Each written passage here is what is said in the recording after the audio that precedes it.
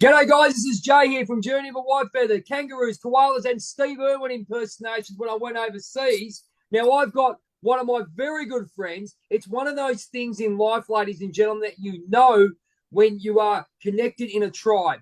You've also got, you know, when you tribe it, you know, when you meet someone, you sort of go, we've known each other before, you know, and you just pick up from where you left off, even if you haven't spoken a word. This is my great friend, Bryan Wiseman, actor, voiceover artist, former actor of Home and Away, and mate, and genuine great bloke, Aussie bloke. And we've had some conversations, Bryan, and mate, we could talk forever. I mean, thank you so much for coming on and chat with Jay, my friend. Jay, it's an absolute pleasure, mate. I'm really honoured to be here. I really thank you for asking me on. Yeah, Oh no, absolutely. mate, and as I said yesterday, we had a pre-chat yesterday, and as I said to you, we talked about tribe, and it's just like you and me have been mates for decades, and it's just that flow, isn't it, my friend? Yeah, I mean, isn't that crazy? Because like we were talking like, and it didn't feel like we had never spoken. It just felt like that we were just, as you said in your intro, like we were catching up, where we left off. And it's amazing how you can just really connect with people like that. And you can't do that with a lot of people. But, I guess I've found my tribe, you know. Exactly. Just want to give a big shout out to Johnny Hoodlaw, who started our group, and obviously Justice Matters, very close friend of both of ours, mate. Absolutely. As I said, we're attracting some fantastic people, and we'll We talk a are. bit about that later about our passions, which we could have talked for hours this day, couldn't we, my friend? So Oh, we could absolutely. And big shout out to Johnny and to John as well. Yeah, absolutely. absolutely, yeah, they're wonderful people, and I'm very honored to have all these people in my life. And we want to talk about first, Brian. We're just going to go give a little bit of a background. Um, I mean, home and away for yourself, and you obviously went to America. I think it was the Dub Boy. I think it was the Dub Boy. Was it called the ad that you sent to me? I watched that one. Yeah. Now, so I'll let you go. basically, if we go back to And there it went. had to happen, didn't it? Sorry. No, Anything's likely to happen here. that's The no dog worries, just mate. knocked the camera off the stand. That's So okay, sorry. mate. No problem So at all. getting back, that was nice little nice little intro there. So yeah, it all began when I was pulled out by forceps, and when I say pulled out by forceps, you remember that song, "Welcome to the World, There's No Turning Back." Yeah, I'll That do was that sort of one. like Yeah. me coming into the world, and I Yep. sort of like wanted to turn back. That was, it was absolutely impossible. So I came into the life, screaming, and I've never stopped really. I've come in being noisy and continued ever since. So yeah, I became an actor when I was 10, and that How'd you get in was that? that How'd you was get in that, Brian? something I always wanted to do. Yeah, When I how'd you get Oh, into it? sorry, That's all right. sorry, Sorry. sorry, Yeah, Jay, I've got a delay, so I do apologise if I do jump in. I'll sorry. just. You're okay? Hang on, mate. Sorry. No stress. This is pre-taped, so we can edit anything Okay, you want great, out. great. Sorry about that. No, don't Um, stress, man. No worries. We've got plenty of time, mate. You get yourself right. sorted. Okay. So Okay. what I Sorry. wanted Yep. to. Okay, so we'll go three, Yeah. two, So do it. one. Great. And I just wanted to ask you, my friend, with regard Yes. to acting, did you wanted to do it when you were a kid? Did your parents encourage you, or did you look out for it, or what was the process? Because a lot of people out there have child stars. They want to be child Yeah. stars. Yeah. It was really funny because I always knew that that's what I wanted to do. From the time I could remember, I always wanted to be just acting, and I was around the house and everything. So when I started school, I went to school with a kid, and she was in commercials.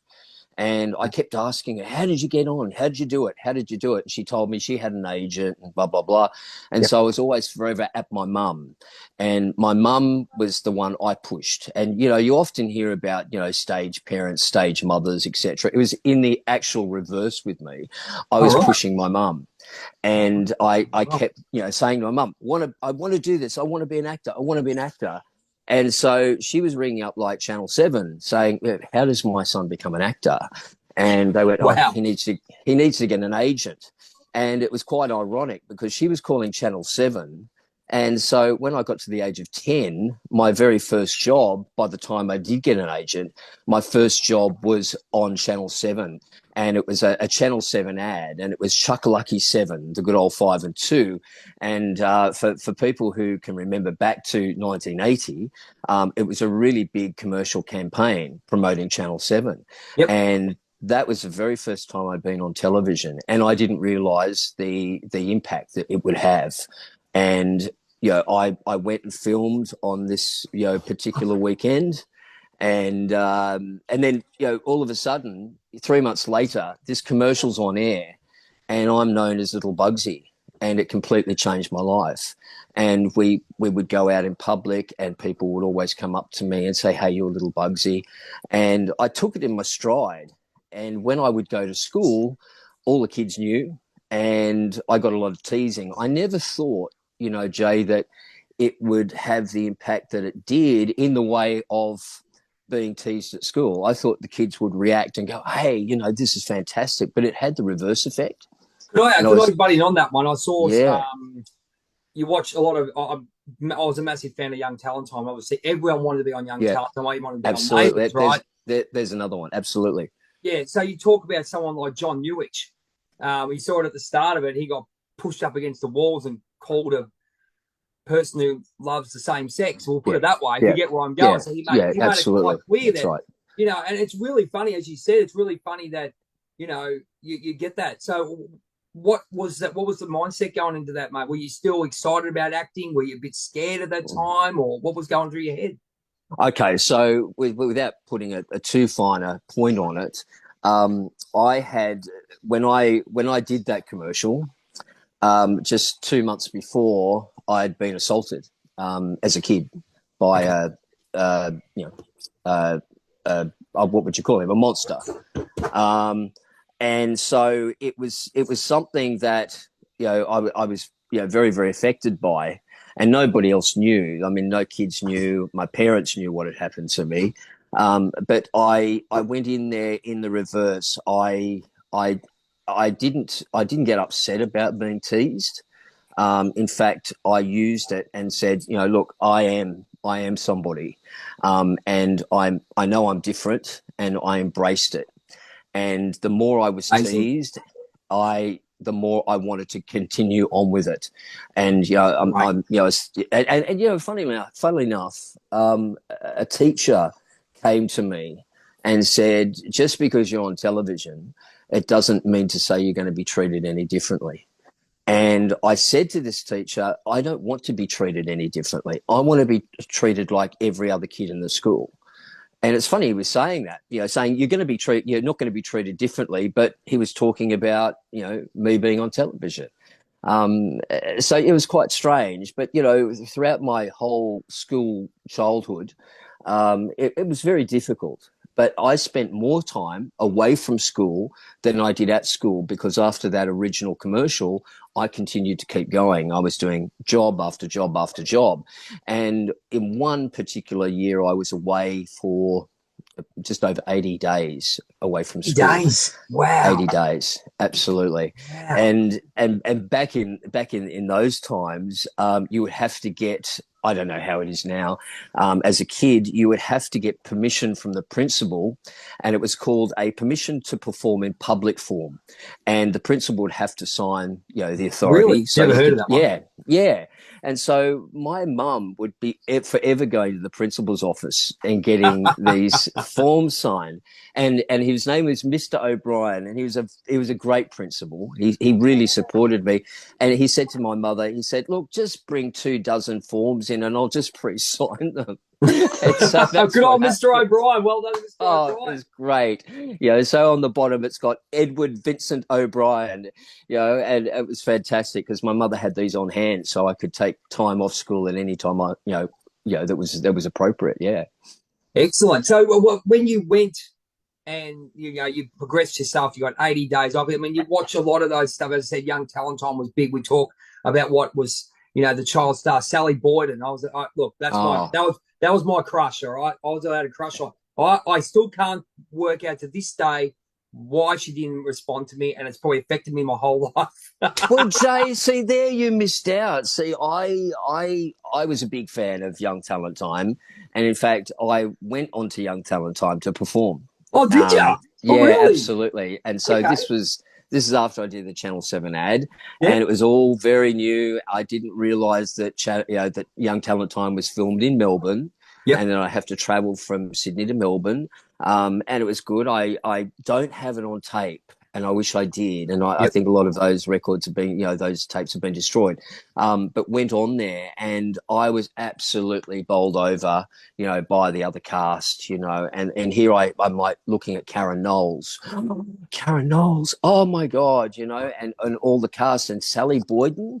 Previously to that, I tried to, or in fact, I didn't try, I succeeded. I realized that if you looked up the phone book, you could possibly find names. And I ended up going into this the post office. Back then they had phone books for Sydney, Melbourne, Yeah, I remember Perth, that. Perth, Brisbane, all that. right? Yep. Yep. So I went in there and I looked up Boyden in Melbourne, and this without a word of a lie. I found a Boyden, and I think it was Sally's auntie. And I said, "Oh, I'm a friend of hers from school. I'm just trying to ring her."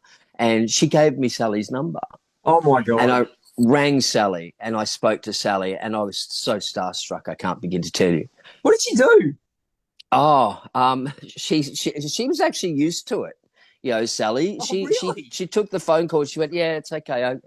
She said, "I get these phone calls before," and I remember she said she had a phone call from a Louise, and she said, "Yeah, that's okay." Louise found my number through the phone book in the same way, and then as fate would have it, I think it was like 30 years later, I run into this actress at this casting, and she said, "Oh, I know who you are." And I went, "Great." And she said, "Well, can we catch up?" So we did. We caught up and we had lunch. And she said, "I've got this funny story to tell you." She said, "When I lived in Melbourne, my sister and I went through the phone book and we spoke to Sally Boyden." I went, "No way.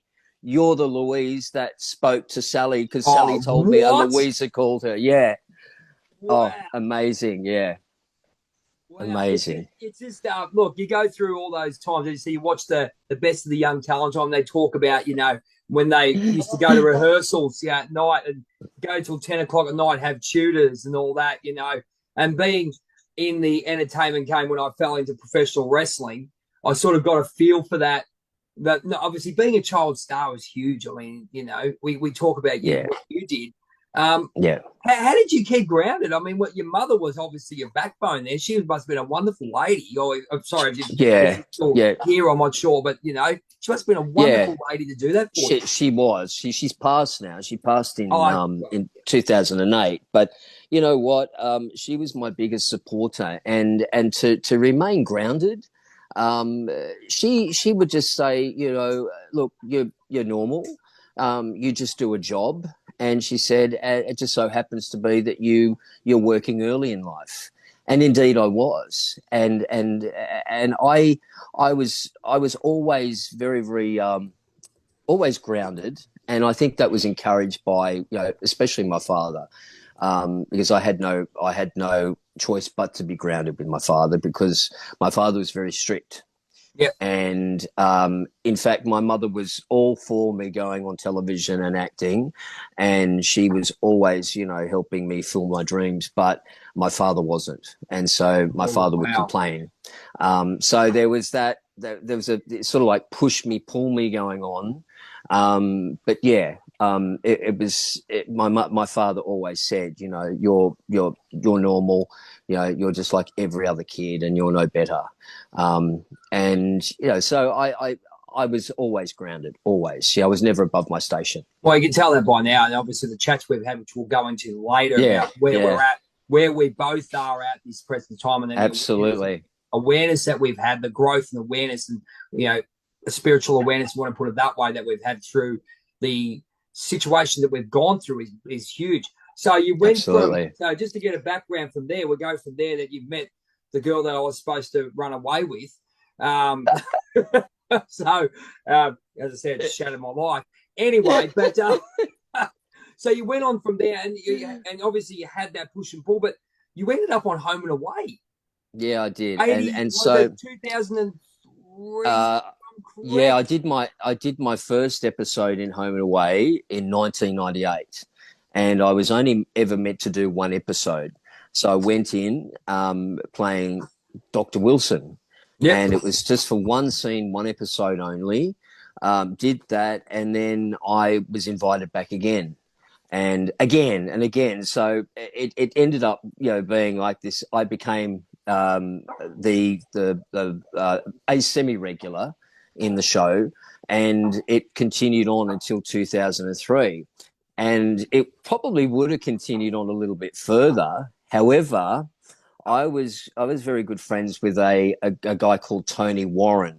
Now, Tony Warren, for people that don't know who he is, and most people wouldn't have heard of him, but you'll probably know who I'm talking about when I tell you that he created the world's longest running soap opera in the entire world called Coronation Street, which comes out of England. Well, guess what? And What you'd be loving to see my mate, Mr. Cortez Medford. Big shout out to you, the Seaman. I mentioned yes, Coronation Street, and he goes, "How do you know Coronation Street?" I go, "It's Home and Away of bloody England." There you go. So there you go. absolutely. So I was talking to Tony, and Tony was very old fashioned, and Tony's no longer with us anymore. But Tony and I would write to one another, and he would insist on writing letters with a typewriter, and I would get like Back a in the letter day. from England back in the day. Absolutely. And so I think we did have emails back then as well. However, he was so strict that he would not make a phone call because he didn't want to, be charged for phone calls. He would send this letter, and this letter with the Queen stamp would arrive on it. And he said, "Now I've got a suggestion for you. You're rolling Home and Away." He said, "If Dr. Wilson, was so experienced and, and such a wonderful doctor, which obviously he is. He's done brain surgery. He's been a psychologist. He's got his own surgery. He's got his own practice. He's the registrar at the hospital.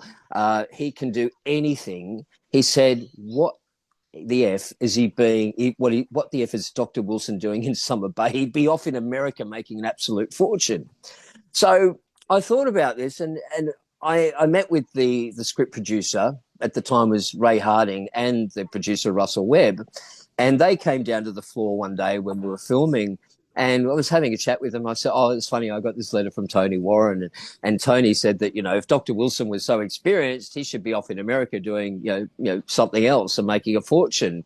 It turned out that I was written out of the show, and they announced that Dr. Wilson had gone over to America. Oh my god! Yes. Well, I mean, Home and Away is pretty much we call it the Sydney, but the beachside neighbours. Let's be honest.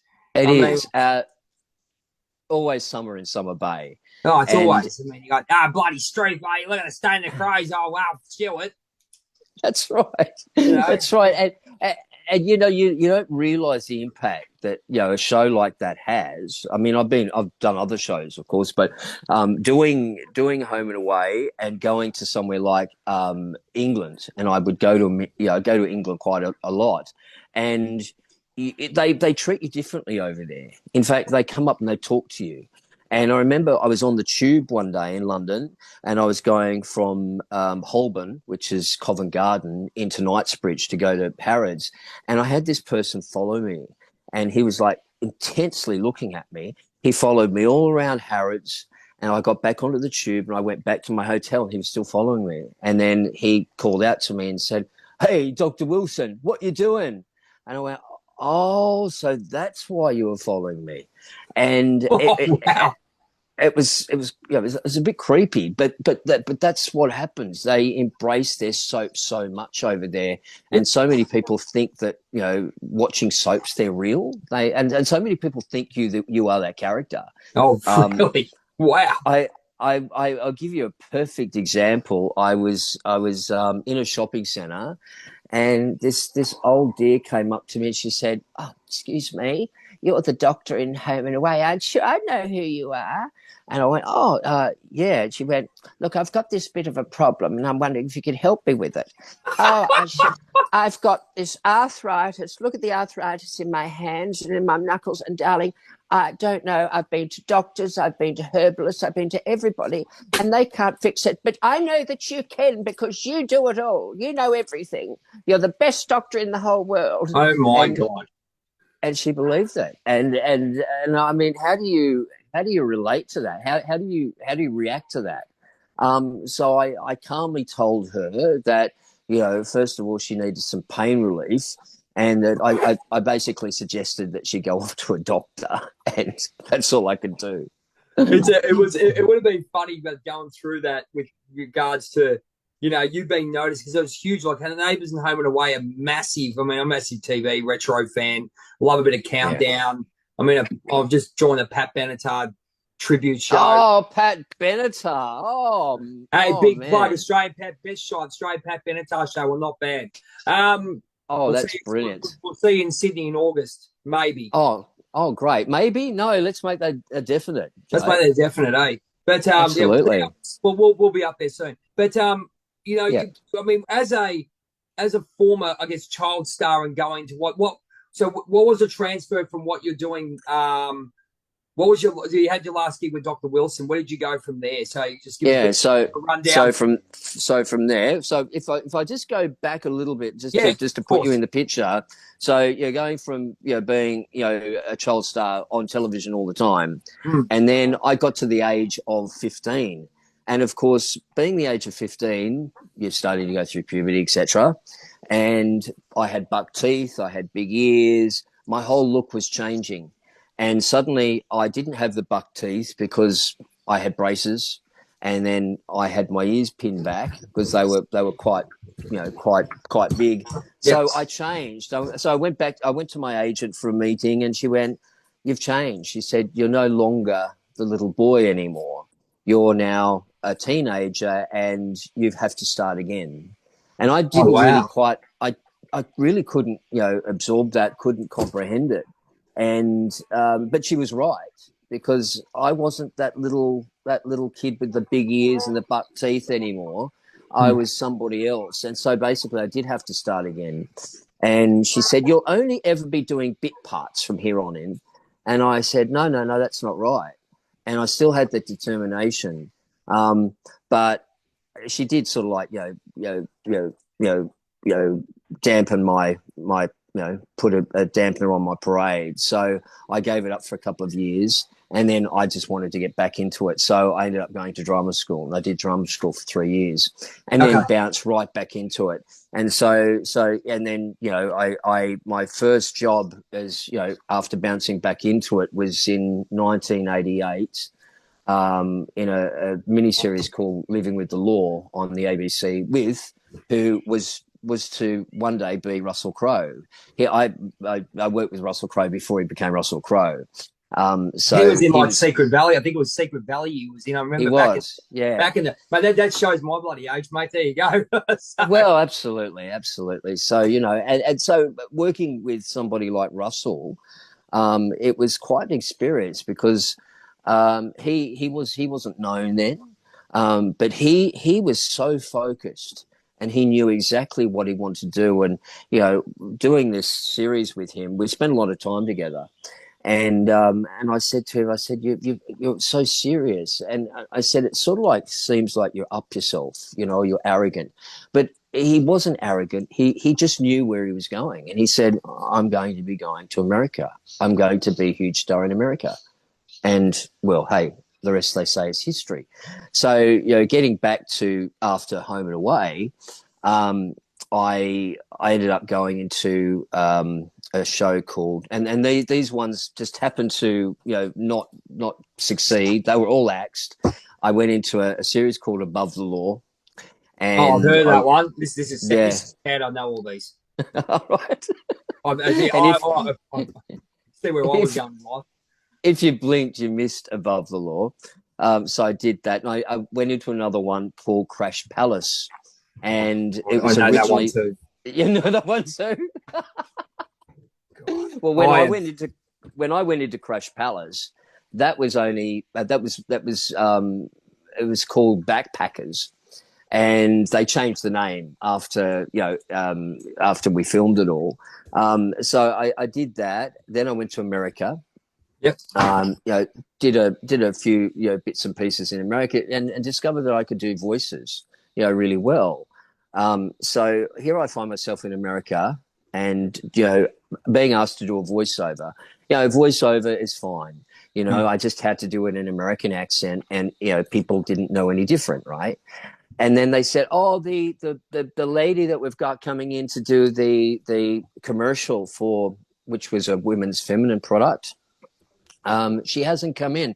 Can you do a voice of a girl, a sexy blonde?" And I went, "I don't know." And really want to impress these guys, and I wanted the work. So I said, "Oh, hang on, let me think about it." So I closed my eyes. I thought about this really sexy Pamela Anderson type, and suddenly this voice came out, and I started talking like that, and I got the job. And Wow. so the next thing, they go, oh my God, that's fabulous. And so I did the voiceover. I got paid really well for it. And then I came back to Australia. Yeah. And I continued to do like a lot of commercials. And then what was it? I did Pack to the Rafters, and then went back to America. And I did a TV series over there called America's Court with Judge Ross. And my voices sort of like helped me out. I turned up at the audition. Now, I was not planning on auditioning. My friend AJ Rochester, you know of her, she hosted The Biggest Loser. Oh, yeah. Yep. So AJ was living in the States, and I knew AJ. So she asked me to go and go over and see her. So I went and stayed with her. And she went, "I've got the perfect job for you." And she said, "Tomorrow we're going down to the studios and you're going to audition for America's Court with Judge Ross," which is sort of like Judge Judy, only it's different. You've got to perform like you're a real litigant. The cases in Judge Judy are real. However, in Judge Ross, they're all actors, but you've got to perform, really well to make it, look like it's a real case. So I go in there, and there's like literally hundreds of people in this studio, and they went through the crowd, and it was an audition process I've never ever seen before. They said, "Okay, on this side, you own what is it? Is it a dry cleaning shop? You're the manager of a dry cleaning shop. On this side, you're the customer. And if I point at you, you've got to interact with the manager and the customer." So, and then when she pointed at me, I said, as the customer, I said, she has not, she's not given me a refund, and she has not done a proper job on my shirt. And this woman stopped. She went, "That was really good. You did an Aussie accent." And I went, "Oh, yeah, I just thought I might do it, just as a, just to add a little bit of color to it." Wow. And I'm getting my American accent mixed up now, but and she said, "Can we do that again?" Anyway, long and the short of it, they did this cull. So they were telling people, "Okay, everybody in section C, you're fine to go home. Everybody in section C, you stay." So I ended up staying, and to cut a long story short, I got the role of the manager of the dry cleaning shop, and I did it in an Australian accent. And to this day, they thought I was an American putting on an Aussie accent. Wow. That was quite fun. It's funny, when I went to America last year, Yeah. I did about 100 Steve Irwin impersonations, because as soon as I walked in there, and this is literally, I've been on a plane, I've been up for God knows how long, going through customs, passport cert. Yeah, mate, no worries. Here you go. Thanks very much. We did all the the usual. Why are you here? How long are you here for? Yeah, when all are you that. going home? But I said, "Yep, this is what it." Okay. "Oh, so you're from Australia?" I go, "Yeah, mate. Yeah, Steve Irwin. He goes, "Love your accent. We love Aussies." I go, "Thanks very much. I'm looking forward to going. Thank you very much. Love Australia." Right. So anyway, kept going, and then all the way through America Canada, I whipped out Steve Irwin impersonations. Now, it's really funny that when I went to Dallas, I walked into the shops, and these Mexicans were talking to me, and they thought I was Mexican, right straight. I thought I was Puerto Rican until I opened my mouth. They go, "Oh, Steve Irwin, Steve Irwin, Steve Irwin," and I go, "Yeah, mate, crocodiles, kangaroos, and koalas, mate." You know. So anyway, so I go, and then I go to Canada, and there's bears, and I go, "Oh, the bears, mate, they're gonna come and get you." And these guys go, "Do not do Steve Irwin impersonations. These bears are going to attack you." But anyway, what do? I go up to the Rocky Mountains. There's a deer, lovely deer sitting down. I'm going, "Oh, look at this beautiful deer, mate." Then the tour guy goes, "Okay, mate, I don't think." He goes, "Hey, Steve, you better get in the car. This guy's going to ram you." I go, "Rightio." Doing the good old Steve Irwin impersonation. Can't wait to meet a grizzly though. Let's go from there. We've got a couple of minutes left on this first one, my friend. Oh my God, that was fast. Yeah. Oh, we're going again. Don't you worry. We've got part 2, part 3, part 4, and part 5. Don't you worry about that. What I wanted to quickly ask you to finish off with. Yeah. I watched now. Young Talent Time was an interesting point where it was that changeover when you got out of the acting, and then you leave the show, and you said you sort of lost your way a little bit, and then not really lost your way, but you sort of go, "Where am I?" Yeah. Young Talent Time was the same thing. That a lot of them said, and it wasn't Joe Peroni because he went over to France and made $1 million. He did, yeah. A couple of them over there, Greg Point and all those other ones said, when we left, we tried to get Lavina Novoa. That's a classic. She went and said, "I work for Young Talent." Apparently, they just blew them off. Agents would blow them off as such. And they say no. He said, "No, I don't want anything to do that." He goes, "No, it's, we don't want anything to go from there." You know what I mean? Yeah, the old saying with Young Talent Time people, and I've spoken to met a lot of Young Talent Time people since those days, and they said after we came off Young Talent Time, we couldn't get arrested, we couldn't get an agent, and a lot of them just went into oblivion because they just could not get the work. And I think one of the big examples of that is Karen Knowles. Karen was very big. And she did release some really good music afterwards, and I know that she tried, but I don't know where she is now. She's still around. She's a lawyer, I think. She was a QC or something, as far as I know. Yeah, absolutely. Very, very smart lady. Yeah, very smart. Very, very smart. And I think it was very, very hard for what's her name, Deborah Byrne, who was known better in those days as Debbie Byrne. Yep. Deborah Byrne, yeah. And she made the transition. She was in Home and Away, actually. I remember that, yeah. Yeah. So, I mean, it has affected a lot of them, and, you're just on this pedestal and, you're in TV Week, and then, and as my mother always said to me, she said, never take it for granted.